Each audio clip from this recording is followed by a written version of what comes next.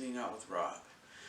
And today I'm going to talk about women in music. And I can just do a brief overview of some of the records in my collection. Of course, women have made such a great contribution to music that Ken Burns could probably do a month-long series on it. So, I'm going to start. Starting off, Ella Fitzgerald, live in Berlin. This is a recent archival release. Wonderful album. Ella's voice is just amazing. Something to behold. And she does do Summertime on this, which brings me to the fact that if you can pick up her copy that she performs on Porgy and Bess, it's amazing. And her album with Louis Armstrong as well. Wonderful album. Going to another wonderful jazz pianist and singer is Nina Simone. And this is a killer album. The vocals are just fantastic. Just a strong voice, and she does a 10-minute version of Sinner Man that is just sizzling. So definitely pick up Pastel Blues if you see this. Kind of along the lines of the female vocalist, but the country lines. Patsy Cline. People may know Crazy, which was penned by Willie Nelson, but she made the version that everyone knows. This record does not have Crazy on it, unfortunately, but Patsy Cline was an amazing artist during her lifetime. This is a record that really gives me the chills. This is Alice Coltrane. Pharoah Sanders is on it with her. It's a very spiritual jazz album, and it's beautiful and just an amazing album. And Alice, I think, it's my opinion that she drove her husband John Coltrane into that spiritual direction and helped guide him with that, on that journey. And after John passed, she continued it, and she did a lot of work with Pharoah Sanders, and she's just a wonderful keyboard player. And this is the only record I have of hers. I'd like to get more, so.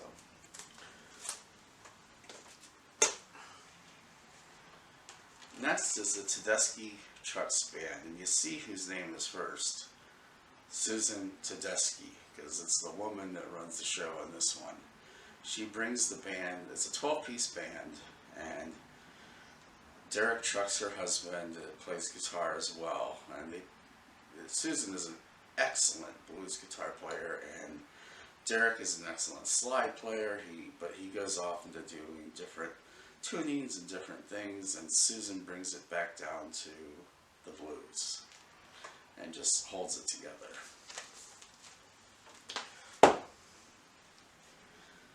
What would the 70s have been without heart? Barracuda. There's an earworm for you. It's not on this album. This is actually, it's on Dreamboat Annie, but this is also an excellent Heart album, and Heart ruled the 70s. I remember sitting in my dad's waiting room reading a People magazine article about Heart, and they really cracked rock radio, and as women, that's a wonderful thing to have done.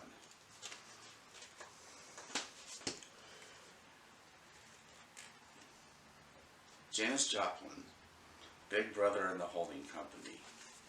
So you can see Janice there. What a voice Janice had, and her songs are amazing. This is an amazing record. Her personality was amazing. She was just a unique person. Her life was way, way, way too short. But just a wonderful person. And a lot of times people ask when there's a new, young blues female singer, what do they sound like? And they say she sounds like Janice Joplin. Well, she doesn't really sound like Janice Joplin. Maybe it's Joplin-esque.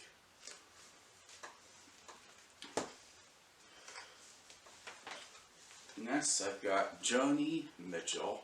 This is live at Canterbury House, 1968. and that's on the University of Michigan's campus in Ann Arbor. This is a 3-record set. It's a beautiful live archival record, and you can see it's just super well done and put together, and it's her earlier works, and it's great. Highly recommend it.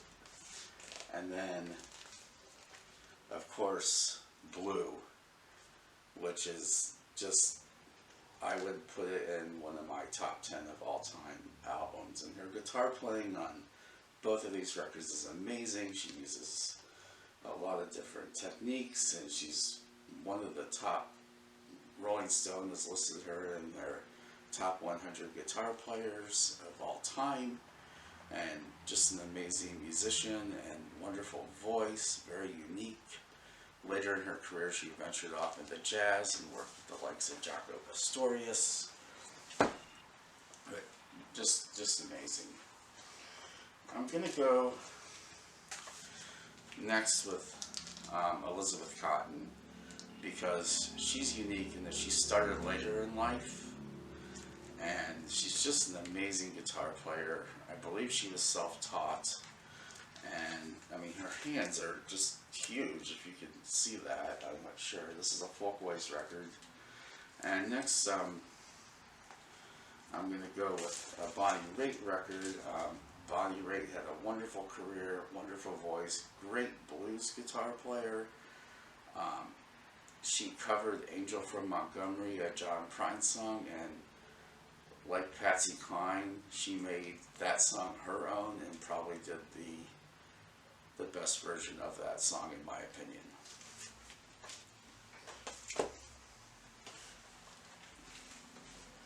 Next,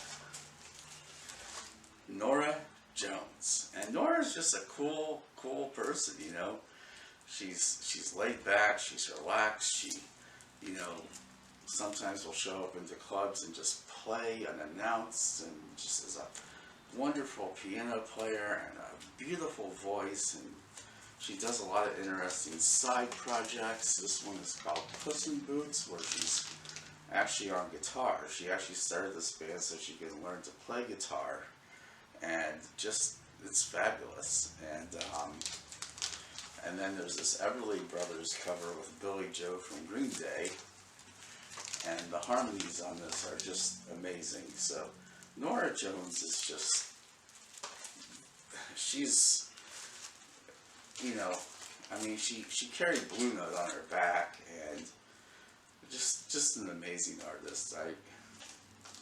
Not much more I can say. I really love.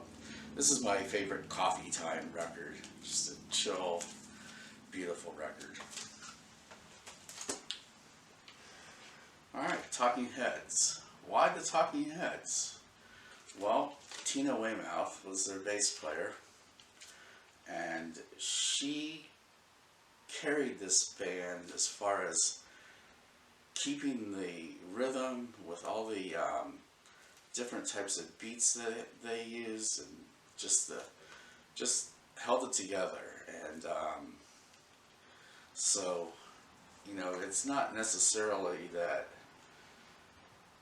it doesn't have to be just a female singer, but she's just Tina is a wonderful musician, and the Talking Heads will show that. I'm going with a newer artist, St. Vincent here. Annie Clark, or St. Vincent, in my opinion, has reinvented the guitar. She is an awesome player. She does amazing things. She's this album, I think it's a little sarcastic, but it's called "Marry Me." And but a little known fact about Annie Clark, or St. Vincent: she was a member of the Polyphonic Spree, and she wore the white robe and with the other 100 members on the bus. Next up is Belle and Sebastian, and there is no Belle and Sebastian without Belle. And Elizabeth, why am I forgetting her name? But anyway, she is this is just fantastic. And after she left the band, the Isabel Campbell, I'm sorry, forgive me, but after Isabel Campbell left the band, they weren't the same. So Isabel Campbell, Belle and Sebastian, and all of the records, Tiger Milk for this one, were great. The ones without her, you often see in the budget markdown bins. They're just not that good, and the band's just not the same. I'm gonna finish out with Miss Taylor Swift because she is probably one of the biggest artists of our time right now. Taylor Swift started out much younger in her life as a country artist. She moved on to be a wonderful pop singer and crafted one of the, in my opinion, best pop albums of recent years. 1989.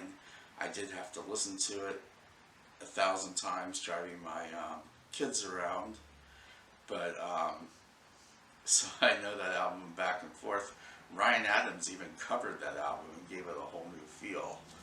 But on this album, on Folklore, she's matured, the songwriting's more grown up, the music is it's just a wonderful album, and probably one of my tops for 2020.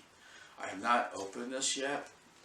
It's a gift for my daughters, and I haven't given it to them yet, so I'm waiting to give them the Taylor Swift record, but now the cat's out of the bag, so, because they'll probably see the video, but I do want to thank everyone for watching these videos, and I've enjoyed doing them.